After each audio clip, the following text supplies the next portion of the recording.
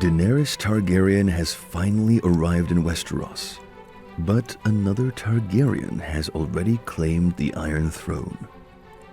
For years, Daenerys believed she was the last hope of House Targaryen. She built an empire in Essos, raised an army, and brought dragons back into the world. But when she reaches Westeros, she does not find an empty throne. She finds Aegon VI.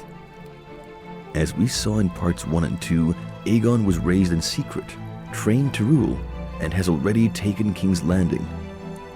With the support of the realm, he now sits on the Iron Throne, not as a conqueror, but as a king accepted by Westeros.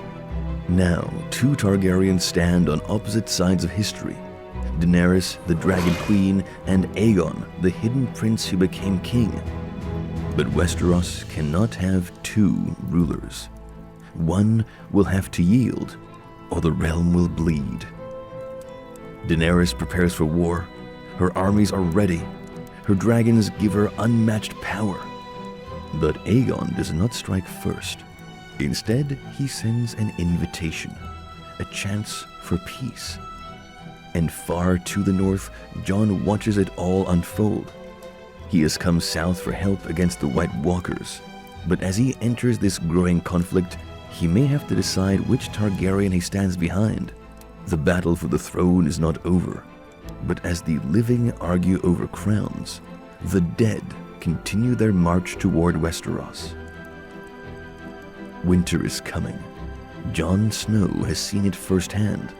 The dead march toward the wall, and no war for a throne will matter if Westeros is consumed in ice. Jon does not come for politics. He comes for survival. He needs dragonglass, the only weapon that can stop the White Walkers. And for that, he must go to Dragonstone. He expects to meet Daenerys Targaryen, the exiled queen who has finally returned home. But before he can reach her, he is intercepted by an offer he did not expect. Tyrion Lannister and Varys have seen kings rise and fall. They have spent years working in the shadows, shaping the future of Westeros. And now they serve Aegon VI. They invite Jon to meet him before going to Daenerys. "You seek allies," Varys tells him. "Perhaps you should meet the king who already rules Westeros." Jon expects another power-hungry ruler, another man clinging to the throne while the real war is ignored. Instead, he finds a young king who listens before he speaks. Aegon is not a tyrant, not a conqueror. He is a ruler Westeros has already accepted. Aegon knows the realm needs to be united, but Jon does not trust him yet. Aegon does not want war with Daenerys. She is his father's sister, his family. Instead of attacking her, he offers an alliance. To show his good faith, he sends Jon Connington, his most trusted advisor, to Dragonstone with a message of peace. Jon Snow agrees to go with him, not to take sides, but to convince Daenerys to turn her attention to the real war in the north. The sea is restless as their ship approaches Dragonstone. The castle looms above them, black stone carved from fire and fury. For Jon Connington, this is a homecoming. For Jon Snow, it is his first step into a war he never wanted. They come in peace, carrying a message of unity. Aegon does not seek war with Daenerys. He offers her a place at his side, the chance to rebuild House Targaryen together. Jon Connington kneels before Daenerys. His voice is steady, but the weight of history lingers between them. "The king offers you a place at his side, Daenerys. Together you can restore your house. You can build the world Rhaegar dreamed of." The moment he says it, the temperature in the room shifts. Daenerys' fingers tighten against the armrest of her throne. Rhaegar's dream. For years, she had clung to the idea that she was her brother's legacy, the one meant to restore their house. But now, this man kneels before her and tells her Rhaegar had another plan. Her voice is calm, but her eyes burn. If Aegon truly believes that, he should be here himself. He sends an old man in his place. Jon Connington does not flinch. He does not see a girl playing queen. He sees the daughter of the Mad King. Aegon is not here because he's doing what a king must. Ruling. Westeros has already chosen him, Daenerys. You do not have to fight for the throne that is no longer yours. The words land like a blade to the chest. Daenerys' breath stills. Not hers? Jon Snow, standing beside Connington, steps forward, trying to bridge the divide. You are fighting the wrong war, Daenerys. The dead are coming. You need allies, not enemies. But Daenerys does not look at Jon. Her gaze remains locked on Connington, and something dark flickers in her eyes. She rises slowly from her throne, stepping forward. Come, she says, her tone almost inviting. Let me show you why I do not fear war. There is no refusing a queen's command. Jon Snow and Jon Connington follow as she leads them out of the great hall, stepping into the open air of the courtyard. The sky is thick with mist, the waves crashing against the blackened cliffs below, and then a shadow moves above them. Drogon descends, his wings beating against the wind, landing with a force that shakes the ground. The heat radiating from him is suffocating. The sheer size of him is overwhelming. Daenerys steps closer to Drogon, placing a hand against his scaled skin. Then she turns to Jon Connington. Tell me, she says, her voice cold, did Rhaegar ever speak of me? Jon Connington's jaw tightens. He knows what she is asking. Did Rhaegar care for the sister he left behind? Did he ever see her as part of his dream? He hesitates, and Daenerys sees it. He did not, she answers for him, because I was never a part of his plan, just as I am not part of yours. I will not be set aside, not by Rhaegar, not by Aegon, not by you. Connington tries to reason with her. Rhaegar believed in prophecy. He was convinced that his son Aegon was the prince that was promised, the one who would save the realm. Daenerys is not a ruler shaped by Westerosi politics. She was never guided by lords, never counseled by those who understood diplomacy. Her entire life, she has been advised by warriors. Her diplomacy is that of the Dothraki, submission or death. Her justice is that of the unsullied, unquestioning, absolute. She has never been taught the patience of a ruler who must balance alliances. She has only ever known fire and blood. And at this moment, she chooses the only path she has ever known. She turns, whispering the word that has burned cities to the ground. Dracarys. The roar is deafening. The fire is instant. Jon Snow watches in horror as Drogon's flames engulf Jon Connington, his armor melting, his screams lost in the inferno. The flames die down. The body is gone. Only blackened stone remains. Daenerys turns to Jon, eyes unyielding. Take my message to your king.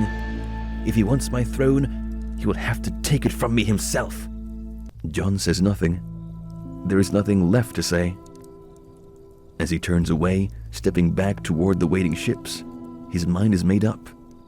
He has seen what kind of queen Daenerys truly is. And for the first time, he knows she will never stop. The war is now inevitable. Aegon has lost his most loyal advisor, and Jon Snow, once a man without a side, has made his choice. Before we get into how Aegon reacted, like and subscribe. The gates of the Red Keep open as Jon Snow rides into King's Landing. He has seen many horrors in his life. Battle, betrayal, the undead. But what he witnessed at Dragonstone still lingers in his mind. Inside the throne room, he kneels before Aegon. The young king studies him, waiting for the message, wondering where Jon Connington is. "She rejected the offer," Jon says finally. "She called you a pretender and burned Jon Connington alive. She will not yield." The halls fall silent. Aegon's hands tighten on the arms of his throne. Jon Connington was not just his advisor. He was his father in all but blood. There is a moment where he could give in to anger, to the fire in his blood. He could call for war, for revenge. But he does not. He is not his grandfather, the Mad King. He is not Daenerys. He is not here to burn Westeros. He is here to rule it. Instead, he exhales and looks to Tyrion. "What would you do?" Tyrion does not hesitate. You have something she does not. The throne, the armies, the kingdom. You don't need to fight her, Aegon. You need to outplay her. Aegon thinks for only a moment before deciding. If Daenerys wants a throne, let her have one.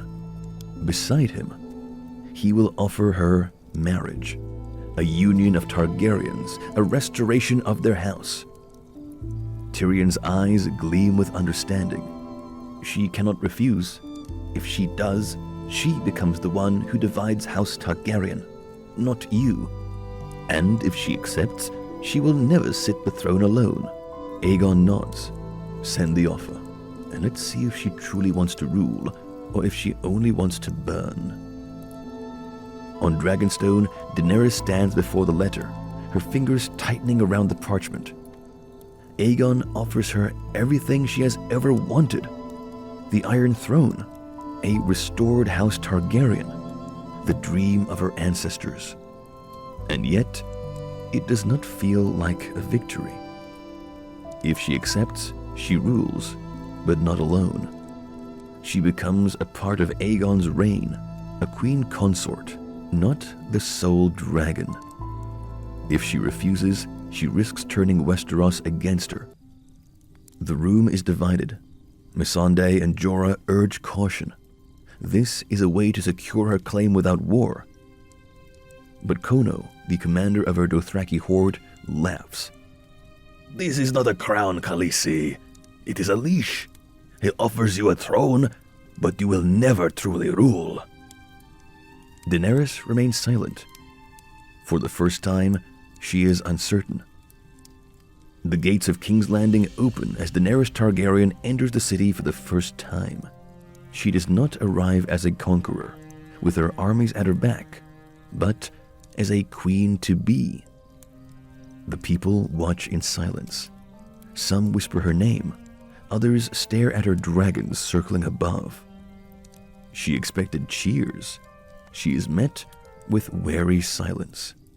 A Targaryen wedding is no simple affair. It is meant to be a spectacle, a statement of power.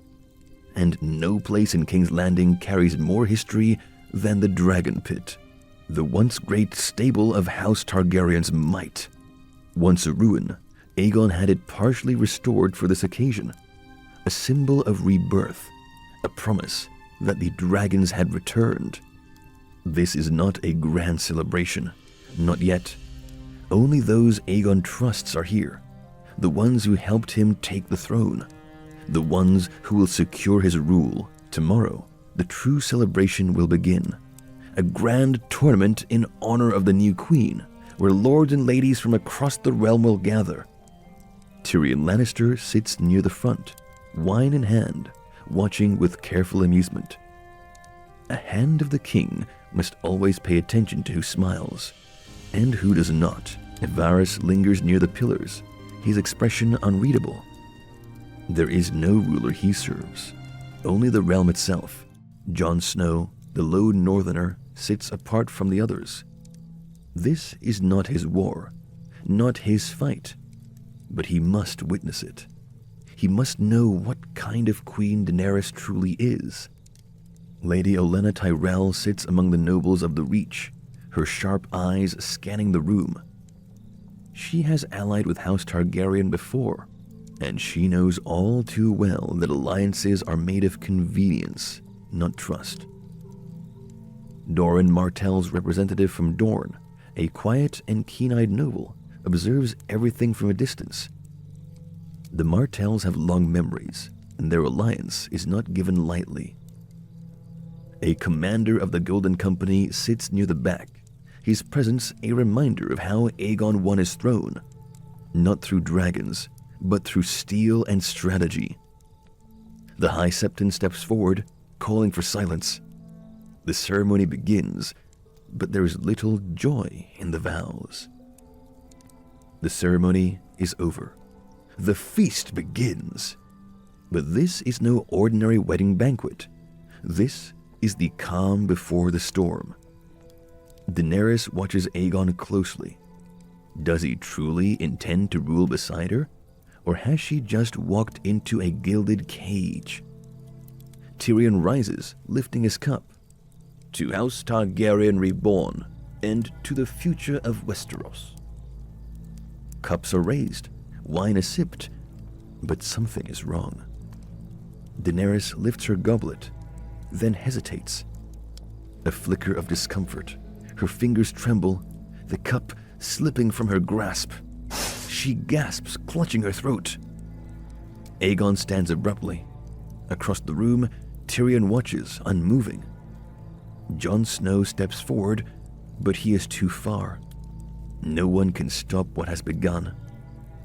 Daenerys staggers, her breath ragged. She reaches out, then collapses. A heartbeat of silence, then a deafening roar. Drogon, Rhaegal, and Viserion descend, eyes burning with fury. The trap is sprung. Aegon doesn't hesitate. Go, now! His guards move instantly. The exits are secured. Tyrion grips Jon Royce's wrist. Move fast. Jon Snow hesitates, eyes on Daenerys, but Aegon yanks him toward the escape tunnel. The Unsullied stand frozen, unprepared. A blast of Drogon's fire incinerates them where they stand. The Dothraki charge, but against dragons, there is no battle, only death. The Golden Company shields Doran Martell as Viserion's tail crushes his guards. They push through the chaos. Olenna Tyrell does not run. She lifts her goblet one last time. A fitting end, she murmurs as fire engulfs her. A second roar, the structure caves in. The last graveyard of House Targaryen. Drogon lowers his head, nudging Daenerys. She does not move. With a final roar, he grasps her body and takes flight. Rhaegal and Viserion follow, disappearing into the night, their queen in their grasp. At dawn, the fires still burn. The last Targaryen queen is gone. Aegon is the last dragon left. Jon Snow stands beside him, silent. He understands. There was no other way. Tell us what you think would have happened in the comments below. As the fires of the dragon pit still smolder, Aegon and Jon stand in the quiet of the Red Keep. The war for the throne is over, but the true war has yet to begin. Jon does not waste time. The dead are coming. The North needs every man who can fight. Aegon nods. He has heard the rumors, but now he sees the urgency in Jon's eyes. This is not a battle of ambition. It is survival. Jon hesitates before adding, "The Northern Lords will not kneel to another king." Aegon does not flinch. Then I won't ask them to, at least not yet. There is no debate, no hesitation. Aegon is king of Westeros, but this war is not about crowns. It is about saving the realm. Together, they turn to face the north. Winter is here, and they will meet it side by side. For the first time in history, a Targaryen king marches north, not to conquer, but to fight. Jon Snow and Aegon arrive at Winterfell, uniting two worlds. But even as they seek peace, a greater war looms beyond the wall. The gates of Winterfell opened to two kings, Jon Snow, the North's chosen ruler, and Aegon Targaryen VI, the new king of Westeros. The sight unsettles many. A Targaryen in Winterfell. Southern banners on northern soil. But Aegon has come to earn their trust. Aegon walks through Winterfell's courtyard, meeting the people face to face. He does not ask for fealty, only trust. The North is yours to rule, Jon. I'm only here to fight beside you.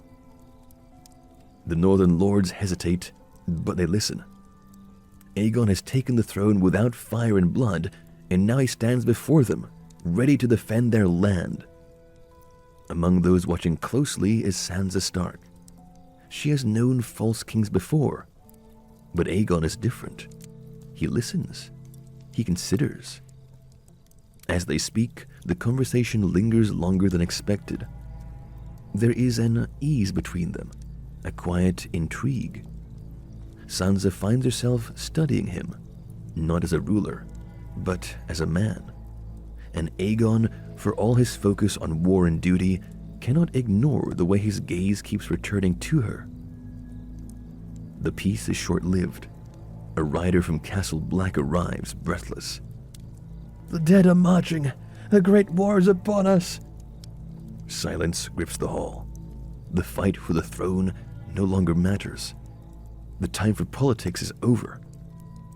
In the shadows of Winterfell, Samwell Tarly and Bran Stark piece together a final secret. Jon Snow is no Stark bastard. He is Aegon Targaryen, true-born son of Rhaegar, half-brother to the king who now stands beside him. Two dragons, raised apart, and together they may be Westeros' last hope. The dead are coming. The realm stands divided, and in Winterfell, the last heirs of House Targaryen prepare to make their stand. If you enjoyed this alternate history, like, comment, and subscribe for more what-if scenarios from the world of Westeros. Stay tuned for Part 4, The Battle for the Dawn.